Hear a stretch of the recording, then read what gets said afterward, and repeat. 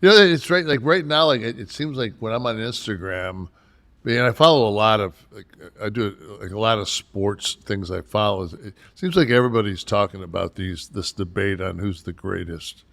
The goats in basketball.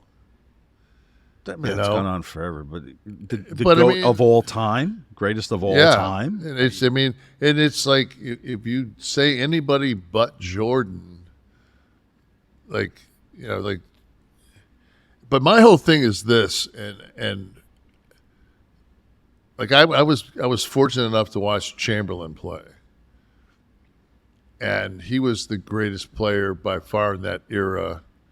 But I never saw him play live against Chamberlain.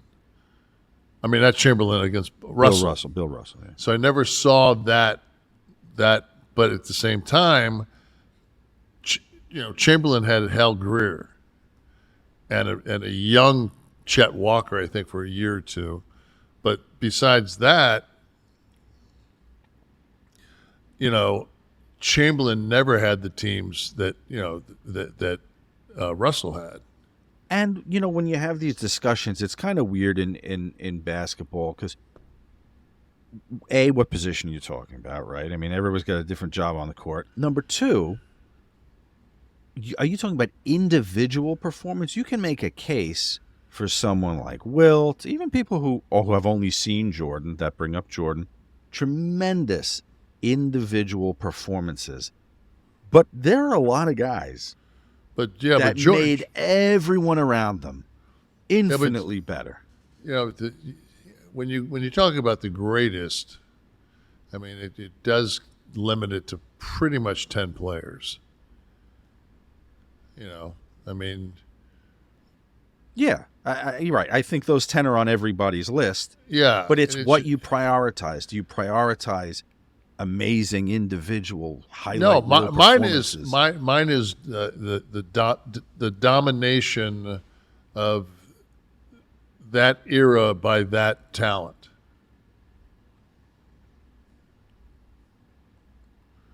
So, like Chamberlain as an individual, Chamberlain was physically the most. Like they changed rules because of Chamberlain. They changed rules because of Shaquille. They took the dunk out of college basketball to stop Jabbar. Like those guys were, all three of those guys were game changers. Do you prioritize scoring over passing? Assists? I think it's a combination of all. That's like because I don't think you can put Wilt in the category for assists or passing. Look up his last fucking couple of years. I think one of the seasons for the Lakers, I think he averaged 13. Pull up Chamberlain's assists. When Chamberlain didn't have to score, fucking he was an unbelievable talent. There's a guy that averaged 50 points a game and 30 rebounds in one season.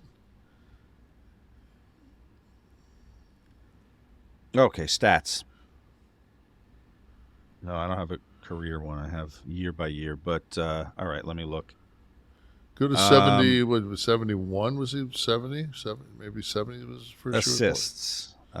His highest year for assists was 67-68 with the Sixers. 8.6 assists.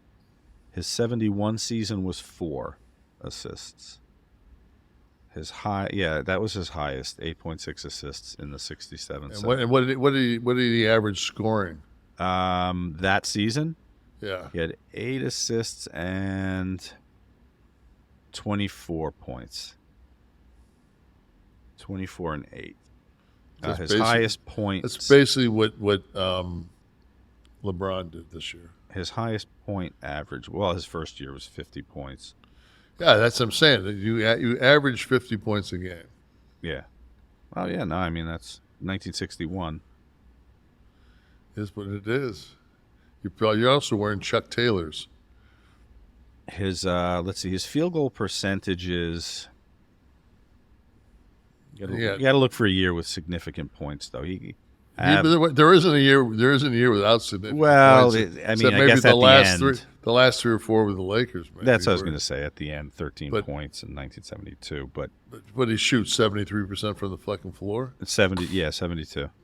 So all right. So if you take a year like 1966, Take the 67, year. Take the year he averaged 50 points a game. What was his field goal percentage? yeah, 50%. So he's hitting half of what he's. Right. So he would have averaged 100. If he was, well, no. If his field goal percentage was as high as it was in 66, he'd average which was 68. He would average. He'd average 68 points a game. Exactly. So yeah, no. Listen, I no doubt, but to my point, individual domination. No, but it's also. But when you talk about also championships, how many championships did they win? So the greatest of all time would be Russell, because I think he won 13, including coaching. Right, I know, but you can't do that, right? Because there's been athletes that, like Dan Marino, has no ring. And, well, I mean, there's a reason. Well, you say the reasons the rest of the team. Charles Barkley doesn't have a ring. No, right. I mean that's the whole thing. That it's to win a ring is a lot of it's luck. You know, a lot of it's just for a roster spot, and you just so happen to be on, a team that wins. Correct. But then you look at somebody like Jordan, and it's very hard to argue with his. He went to the final 6 times and was 6-0.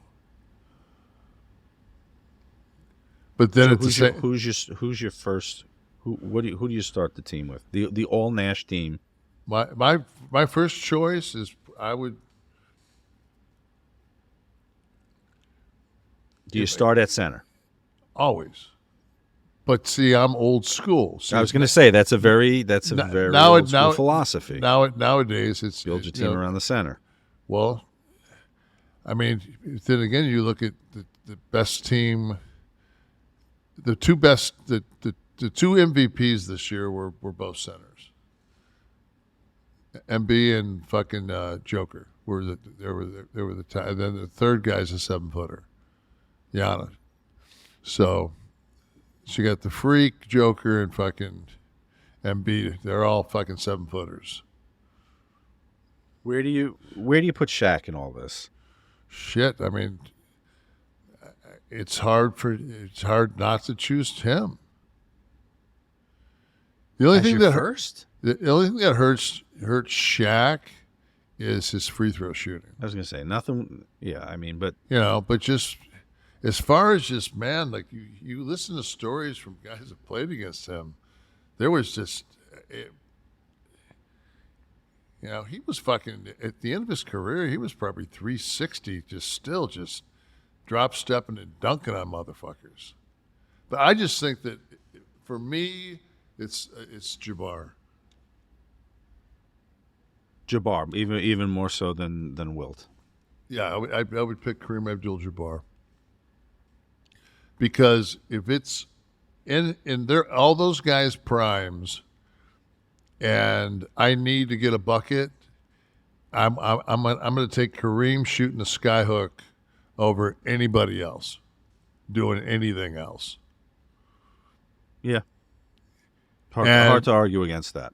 Even though the statistics will tell you that LeBron has hit the most clutch shots of any player in the history of the NBA. Number 2 being Kobe.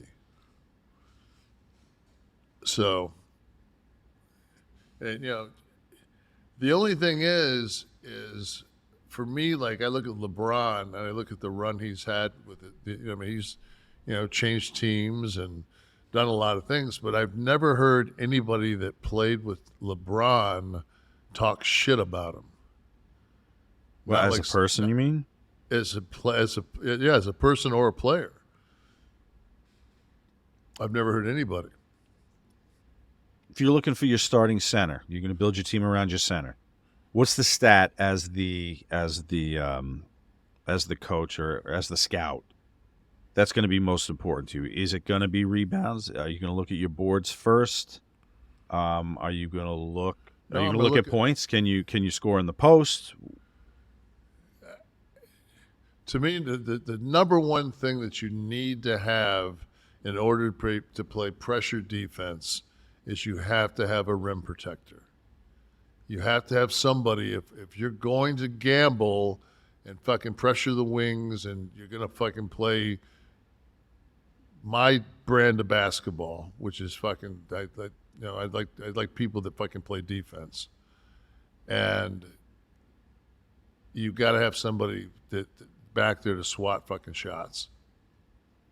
Oh, blocks. Yeah. Hmm. We got to get a rim protector. See, I'm looking at Shaquille's numbers. His first year, his debut year for Orlando, he averaged 13.9 on 14 boards a game. And his, what do you have, 24 points? 23 points and a 56% field goal percentage. He was a fucking man. He was a presence. I mean, of course. He Watch was it. massive. Yeah, but people forget, man, that fucking Orlando Shaq. You know, watch the movie Blue Chips with Nick Nolte as the coach. Yeah, fucking Shaq is it's almost like it's CGI when he does shit in that movie. And it's just Shaq. It's just, you know. I know that fucking man, like I think I could fucking like Jabbar's just gonna shoot over you, but I don't but fucking there's at my fucking strongest, biggest, baddest fucking man, there's that one clip of it. I think his name was I know his last name was Dudley. Chris Dudley. Yeah, and he played with the Knicks. He was with the Nets for a while. And fucking there's that Shaq takes one fucking step and Dudley fucking like bounces off him and fucking Shaq turns and dunks on him. And as he dunks on him, fucking Dudley's bent over and Shaq takes his hand and pushes him. Oh, really? See if you can find.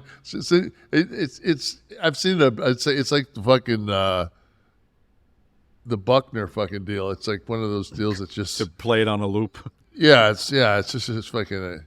They when he was with the New Jersey Nets, I was at a Houlihan's not far from the arena where they played at the time, the Meadowlands, and he was after a game and he was in there and he was drinking at the bar and I was talking to him. I had tickets for either like the next game or the game after that when Boston was coming to town.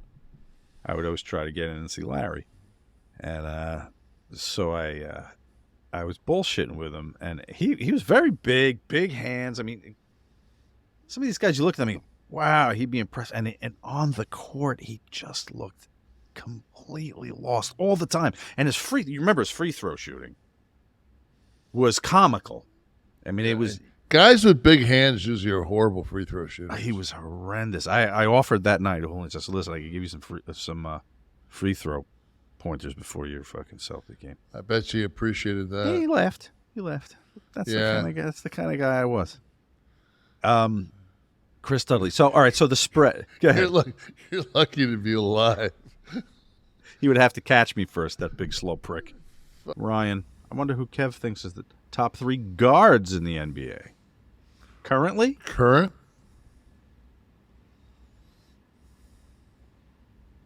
Let's see. What do you think, Ryan? You talking about now?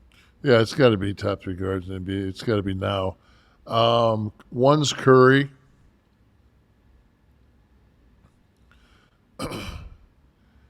Booker from Phoenix. And shit, man, depending on that, I mean, Murray's fucking. You're gonna put Murray in.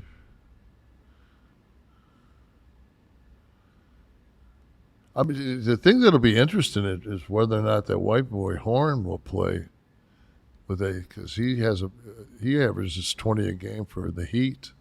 That white boy. Off the bench? No, he was a starter.